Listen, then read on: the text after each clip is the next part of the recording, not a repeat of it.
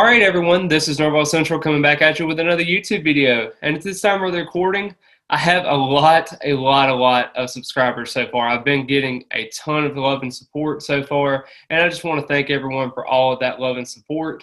Please be sure to subscribe to the channel. It just helps me kind of grow my content more and more as I try to get to as many passionate FSU fans as I can and just get all kind of content out there. But today, Florida State went over ACC kickoff, and Mike Norvell had some interesting things to say. Really, the one I want to focus on is that fall camp is going to be here on July 27th, and he's actually getting all of the players to come in and being able to come in on the 26th, the day before, and they're able to come in and practice. So it's very exciting. We're right around the corner for that, basically a week from today. So very excited to see how that turns out. And Florida State, they're going to have their season opener on August the 27th against Duquesne. And this is a situation where, as somebody alluded to before, they're going to have 25 practices in 31 days. So there's going to be no time for any kind of rest or relaxation. You're just going to go straight into it. And he even talked about the week 0 game is going to be a really challenge of adversity, because you really think about it, we're going straight into it at this point. So I'm really excited to see how Florida State is kind of able to navigate through different things, face adversity. They're going to be able to go to Jacksonville, so I think they're doing that between August 9th through the 12th. So that is something to watch out for there. They always do like a different environment to kind of get their kind of feelings up for everything, and kind of understanding that unfamiliarity is actually kind of good. It's kind of a sense of adversity, and you're always talking about it when you go to road trips, like different places that you have on the schedule. And I think it's a very cool thing that they try to do. But let's just go over some certain things that I'm looking for as we're going into fall camp. So I'm going to feature 5 of these things. And the first thing I have is the confidence of Jordan Travis. So he talked about today in his press conference, something that I've been alluded to for quite some time now, that this will pretty much be his last season. But he doesn't really want to think about that or talk about that right now, because he does think that this team does have a lot of special things coming its way this season. They have a lot of confidence on this team, and I think they're going to be a really good passing attack, especially with adding those 4 transfers at wide receiver.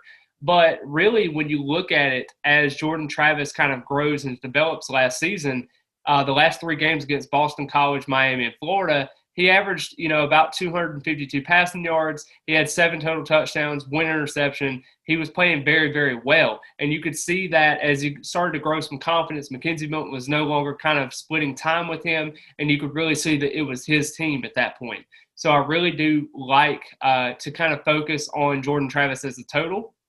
And they also mentioned his weight earlier on the updated weights. And he was actually at 210, which is very impressive considering that he wasn't 195 at one point. So just continuing to get that muscle, continuing that durability, and trying to stay healthy as much as you can. And he even talked about it before, just kind of focusing more on staying in the pocket, not really scrambling just because you have to scramble. Sometimes his clock got a little bit too fast.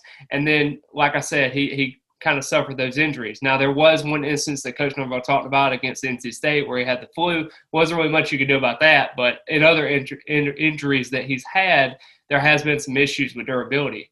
The second thing I want to focus on here is, like I said before, the transfer wide receivers. I want to focus on those wide receivers in general, because Ontario Wilson, he was the leading wide receiver last year with 382 receiving yards and 5 touchdowns. So there's got to be a whole lot more production coming from that. Now, what will we see from Winston Wright Jr., who's coming off a car accident in Savannah, Georgia? He's still having to recover and rehab.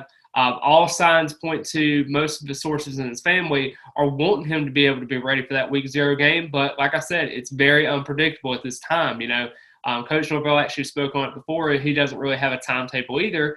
But like I said, they're very optimistic about what's going to be happening with Winston Wright Jr., and hopefully he will be back soon. The leading receiver, supposedly, probably for this team, is going to be Micah Pittman. I think he's going to have a pretty good season. I project him to be around the 700, 800-yard mark.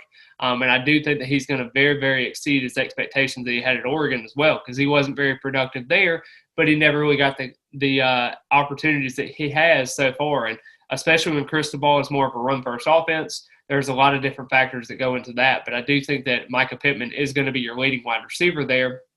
And then another guy I'm really focused on as well is Ja'Kai Douglas. I think in the slot he averaged about, I think it was 18 yards per catch. So when he got the ball in his hands, it was very explosive. You even talked about it in that Miami game, the Notre Dame game where he had that 60-yard touchdown. There was some moments there where you could really see Ja'Kai Douglas really getting the feel for everything, but you just want to see this wide receiver group blend together and really kind of catch its wind sometimes. And you look at a 6'7" guy like Johnny Wilson, who's going to be a very efficient piece in this offense, but will he be able to stay healthy? Will he be able to catch the ball efficiently? Because you saw during the spring game, he wasn't all the way there. So we just want to see more out of that. The third thing I want to mention is the offensive line depth. This is probably the first time in a very long time, probably since the 2015 season, probably 16 season, that we've actually had any kind of depth at the offensive line.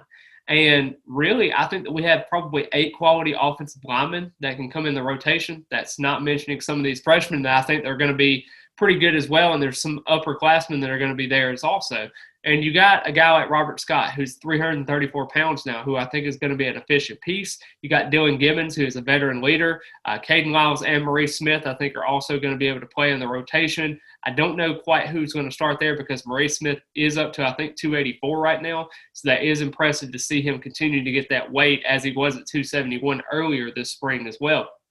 You got a guy like Emmanuel, who's out of the guard from Charlotte. I think he could be special as well. You got a guy like Bless Harris, Darius Washington. I think those guys can be really swing guards or swing tackles. Just kind of depends. Turntine, who I think is from South Carolina, he could be an efficient piece as well. And then you're just trying to find some other pieces along with that. You know, you want to see maybe a Zane Herring or a Thomas Schrader, some of those other guys stepping up. Lloyd Willis maybe. Rod Orr, can he step up? And there's just a lot of different moving pieces. You know, will a Julian Armella or Quayshawn Sapp or Jalen Early, will one of those guys be able to step up? And I do think that they have 8 guys, but in reality, are you going to be able to stretch to that 10 guys? And Mike Norvell actually said something about that in today's ACC kickoff, where he was talking about how the offensive line depth is very crucial. We added so many. We added 10 offensive line recruits/transfers this cycle. And it's just only going to get better because our depth at the position is getting a whole lot better than what it was. And then we want to talk about the fourth thing, and this is kind of the elephant in the room that a lot of people are talking about on this defensive side of the ball, and that's how do we replace Jermaine Johnson and Keir Thomas? Well, we have to start somewhere because that coming off 18.5 sacks from last season out of the defensive line's 33 sacks, you really have to find some production in that room. And right now the only producing sack leader from last season with Florida State is Derek McClendon at 3.5. He actually did that as a reserve, and you're trying to find more pieces there. Now, you did add Jared Burst, the defensive line transfer from Albany. He had 9.5 sacks last season, but can he translate that over from FCS to FBS? That's just something you have to watch out for. Patrick Payton, Dennis Briggs coming off an injury. You have guys like Fabian Lovett and Robert Cooper coming back on the interior. You have a lot of guys that are going to be successful in this defense, especially this defensive line, but can they piece everything together? And a lot of people think about you just really have to have certain pass rushers to really mirror the production that Jermaine Johnson and Keir Thomas have. And that's not necessarily true. You have to just collectively come together as an effort. And I think that they can do it. I think it's going to be a little bit more challenging. They may end up around the 31 to 32 sack range. It just kind of depends on how the back half of the defense plays. And I do think that this linebacker group can be very, very special. I think it's probably one of the best that they've had since 2014. And that's saying a lot because Tatum Bethune had 108 total tackles last season. Kalen DeLoach had 69 total tackles, and I think he's going to get a lot better. DJ Lundy has decreased his weight a little bit. So now he's also had 69 total tackles last season. Amari Gaynor is also another guy. There's a lot of guys there, and can they get everything together?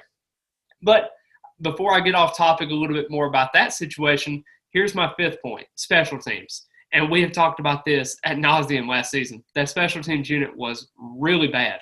And John Papuchis and also Mike Norvell, they're coming together. Their face of this team was going to be special teams. Mike Norvell said that this team is going to be built off special teams. And last season and the year before was not anywhere close to what it needed to be. But the great thing is, like I talked about with the receiver room, you're adding a guy, Micah Pittman, who has had some punt return experience. You got a guy like Winston Wright Jr., who is a kickoff specialist as well. Can he stay healthy? Can he be on the field whenever we start playing again? Sam McCall is another guy who I think can be an efficient piece there. Ontario Wilson, Keyshawn Helton. There's guys there. Ja'Kai Douglas. I think they're, the leading candidates for those kickoff specialists are probably going to be Micah Pittman and also Winston Wright Jr. if he's able to come back. And I do think that there's going to be better field goal kicking. I believe there was 79% last year with Ryan Fitzgerald, and he's got to get a little bit better consistency-wise. And you saw more improvement as the year went on, but, even Alex Mastromato, he's got to improve a little bit more as well because he only had 41 yards per punt. So really you're trying to figure out different ways to be efficient on the special teams, and I do think this is going to be a much improved unit. I believe that Florida State's unit last year for special teams wise was below average, and I think they can elevate to that average rank if they kind of stay put and stay very consistent, field those punts, field those kicks, and be able to kind of get efficient yardage for your offense to get out there on the field. But I hope everyone enjoyed the video. Comment your thoughts, please, and also be sure to subscribe to the channel. It really means a lot to me. If you could do that, it's completely free. I know about 78% of you that are watching the video are unsubscribed, so just feel free to subscribe. It takes 1 second to be able to do so. You can click that bell so that way you can get notified every time that I post. But I just hope everyone has a great rest of the day, and I cannot wait to the start of fall camp. And as always, go Noles.